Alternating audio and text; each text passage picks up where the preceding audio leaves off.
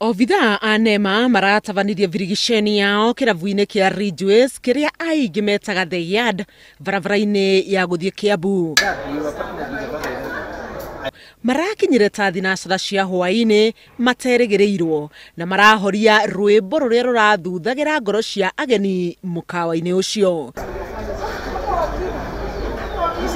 Kuratuĩka ihithũkĩra rĩu rĩratabanirio thutha wa mateta ma hĩndĩ o hĩndĩ kuma kũrĩ andũ arĩa maikaraga hakuhĩ na kĩravu gĩkĩ.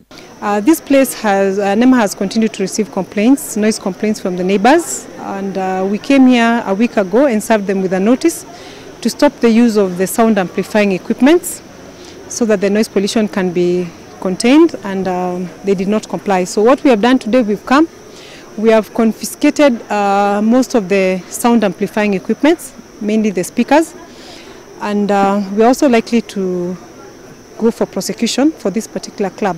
Kurigana na obithaa acio a NEMA, virigisheni ta ĩyo nĩ ikuongererwo nĩguo gũtigĩrĩra atĩ ene na arũgamĩrĩri a iravu ciothe nĩ marathingata mawatho na mĩtaratara igũrũ rĩa inegene. Basically, NEMA, what we want to do is that we want to bring a bit of sanity. Right now we are having so many complaints and people are not sleeping, and that is what we want to do. We want to ensure that every Kenyan enjoys their right to a clean and healthy environment, and that's why we are out here today.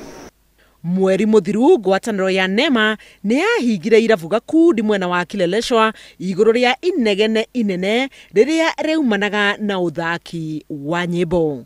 Handũ-inĩ ha Inooro TV, njĩtagwo Helen Maina. Kazi ni hii.